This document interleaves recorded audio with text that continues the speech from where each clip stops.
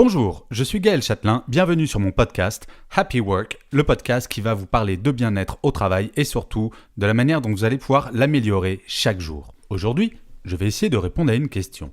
Un manager bienveillant, à quoi ça sert ? Grande question, non ? C'est vrai que ce mot bienveillant, c'est tout de même très à la mode actuellement et on y met un petit peu tout ce que l'on veut, du bon, du moins bon. Et est-ce que ça serait pas tarte à la crème comme concept finalement ?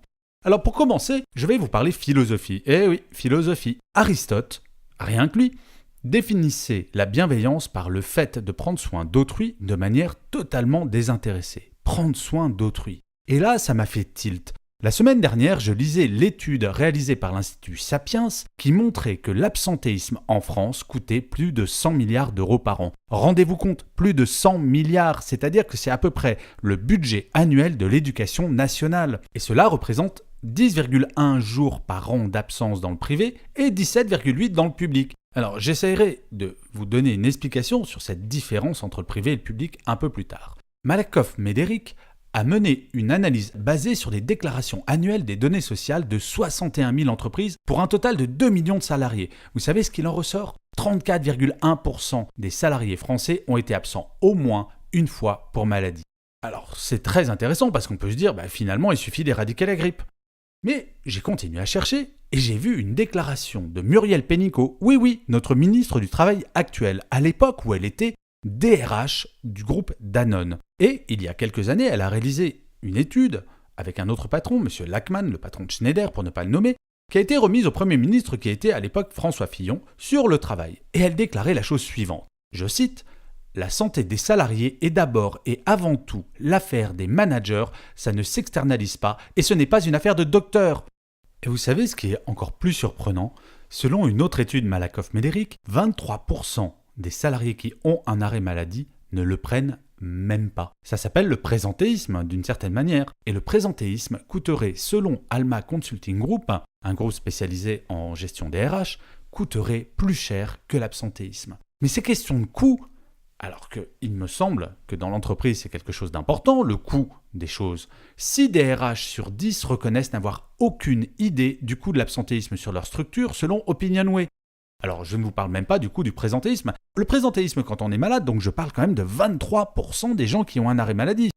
Alors le présentéisme pour maladie, c'est j'ai une petite grippe et je me dis soyons généreux, allons le partager avec mes collègues de travail. Résultat, au lieu d'avoir une seule absence, il va y avoir 4 ou 5 personnes contaminées.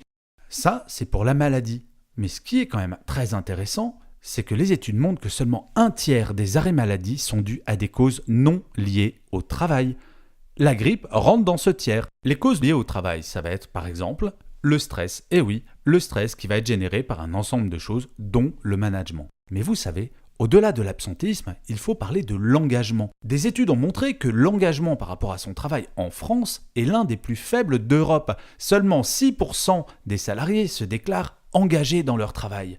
Gallup a montré que le désengagement français coûtait potentiellement 97 milliards d'euros cette année. Alors dans le désengagement, il y a bien entendu de l'absentéisme, c'est-à-dire qu'il ne faut pas cumuler 97 milliards plus 100 milliards, parce que là, franchement, ça ferait beaucoup. Mais vous savez, le désengagement, ça peut être tiens, le petit arrêt maladie de une journée qui tombe comme par hasard le vendredi ou le lundi, histoire de se faire un petit week-end de 3 jours. Alors, ce désengagement, il est dû à quoi ? Au manque de reconnaissance, aux moyens limités, à une culture managériale trop rigide. Nombreux sont les facteurs qui peuvent inciter les salariés à se désengager de leur travail. Mais je sais ce que vous allez me dire. Quel rapport avec le manager ? Si quelqu'un n'est pas motivé, c'est parce que c'est un gros flemmard, non ? Et puis, vous allez pouvoir me dire également que c'est quand même pas le manager qui va empêcher son équipe d'avoir la grippe. C'est pas faux, pas tout à fait faux, mais quoique. Parce que quand on pense à celui qui a la grippe, qui devrait être arrêté et qui vient quand même au travail, et son manager pourrait très bien lui dire « dis donc, t'as pas l'air en forme, rentre donc chez toi ». Donc le manager peut avoir une forme de responsabilité. Alors, à la question « à quoi ça sert un manager bienveillant ?» Eh bien, c'est assez simple. La première chose, un manager bienveillant, ça sert à améliorer le bien-être au quotidien. Et ça sert à améliorer l'engagement. Ça vous donne la forme, vous, quand vous avez un boss qui vous hurle dessus du matin au soir. Franchement, vous, est-ce que ça vous motive de travailler pour quelqu'un qui va vous voler vos idées, ou alors ne vous dit jamais bonjour le matin, ou par exemple qui ne va jamais vous dire bravo? Le besoin de reconnaissance est quelque chose de central. Oui, le manager, bien entendu que c'est son métier de faire que vous allez être engagé. L'autre chose à quoi sert potentiellement un manager bienveillant, c'est de donner le droit à l'erreur. Ça va stimuler la créativité. Et vous savez qu'il y a des entreprises qui ont poussé ça à l'extrême, et ça c'est un exemple que j'adore. Des entreprises de la Silicon Valley, et ça commence à arriver en Europe, ont créé la journée de la loose. La journée de la loose, c'est tout de même assez simple. On se réunit une fois par trimestre, tous ensemble, toute l'entreprise, et on va raconter la bonne grosse erreur que l'on a faite pendant le trimestre qui vient de passer. Je sais ce que vous allez me dire, c'est du sadomasochisme. Eh bien non. Parce que imaginez, vous avez 3 services et les 3 se racontent leurs erreurs. Le service A va dire « j'ai fait une bonne grosse erreur ». Le service B va peut-être rebondir en disant « oh là là, mais heureusement que tu en as parlé, on était en train de faire la même ». Mais ce qui est intéressant, c'est que le service C qui écoute ça va peut-être dire « ah mais toi, ça n'a pas marché à cause de telle raison et telle raison. Dans mon service, ce n'est absolument pas le cas. » Et vous savez qu'il va y avoir une idée qui va être générée grâce à une erreur. Et le nombre de choses qui ont été créées dans notre monde, et je dis toujours Christophe Colomb, si ça n'avait pas été une buse en astronomie, jamais les Amériques n'auraient été découvertes. Le four à micro-ondes a été créé par erreur. Les imprimantes jet d'encre ont été créées par erreur. Et tant d'inventions, le post-it, le Viagra, plein d'erreurs ont permis de créer des produits. Alors s'il n'y a pas de culture de l'erreur, forcément, ça tue la créativité. Si vous vous faites engueuler par votre manager dès que vous vous plantez, très honnêtement, vous n'allez plus essayer de nouvelles choses. Le problème, ce n'est pas l'erreur, c'est la répétition de l'erreur. Le manager bienveillant écoute également. Et ça, c'est extrêmement utile quand vous n'allez pas bien. Ça peut être pas mal de savoir que votre manager va vous écouter. Et vous avez des exemples en entreprise qui sont absolument extraordinaires à ce sujet. L'usine Fiat, au Brésil, a mis en place quelque chose que je trouve absolument formidable. Chaque personne, avant de rentrer dans l'usine, doit choisir entre 3 boutons. Un vert pour dire « tout va bien, je peux aller travailler et j'ai vraiment une patate d'enfer ». Un orange, ça va pas terrible, mais je peux aller travailler quand même. Et un rouge qui dit « vraiment, aujourd'hui, ça va pas, je suis au travail, mais je suis vraiment pas en forme ». Et vous savez quoi ? En un an, 80% des salariés de cette usine ont appuyé au moins une fois. Mais ce n'est pas que pour faire une étude que Fiat a mis ça en place. Si le salarié appuie sur rouge, il est immédiatement reçu par un représentant de son management et de la DRH, permettant ainsi de gérer tous les problèmes. Ça peut être du désengagement, la personne a peut-être passé une mauvaise nuit parce que le bébé a hurlé toute la nuit et on va le renvoyer chez lui pour qu'il aille faire une sieste. Ou alors, autre raison, il a la grippe et on va le renvoyer chez lui pour qu'il ne contamine pas tous ses collègues. Alors, je vais revenir à la citation d'Aristote qui définissait la bienveillance. Il disait « la bienveillance, donc, c'est prendre soin d'autrui de façon désintéressée ». Eh bien, pour l'entreprise, si je devais définir la bienveillance, c'est assez simple.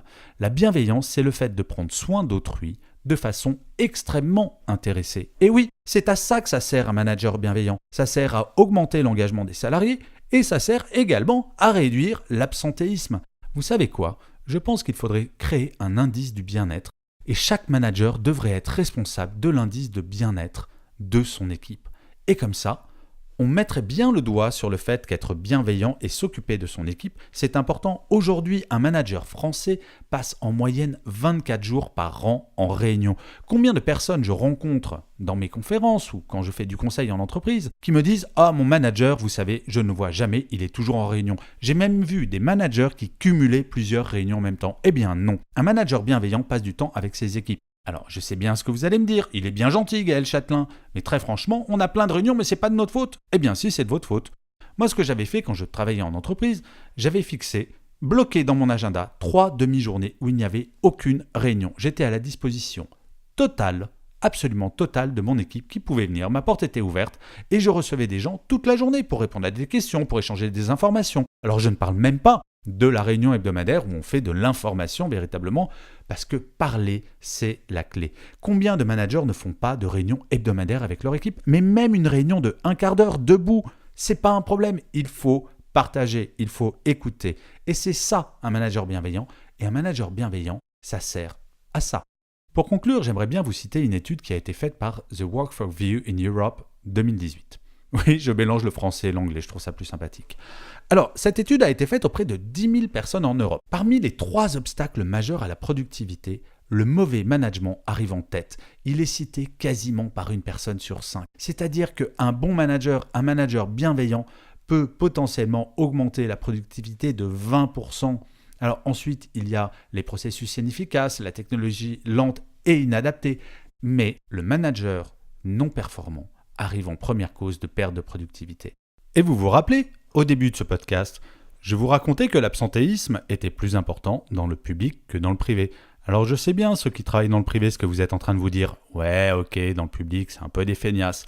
Eh bien, ça serait peut-être intéressant de se poser la question si le mode de nomination des managers dans le public, c'est-à-dire qu'en gros on devient manager bien souvent, trop souvent, parce qu'on est plus ancien, parce qu'on a plus de points, et pas parce qu'on est un bon manager, nous ne sommes pas nommés en tant que manager dans le public parce qu'on a des qualités de manager, juste parce que l'on est ancien. Eh bien, il serait peut-être intéressant de se poser la question de façon tout à fait posée et dépassionnée, si cette différence d'absentéisme entre le public et le privé ne serait pas tout simplement une question de qualité de management. Alors j'espère que ce podcast vous aura prouvé qu'être bienveillant au quotidien pour un manager, c'est pas uniquement pour être gentil, c'est pas uniquement parce que c'est tendance, c'est parce que c'est tout simplement efficace économiquement parlant. Allez, au revoir.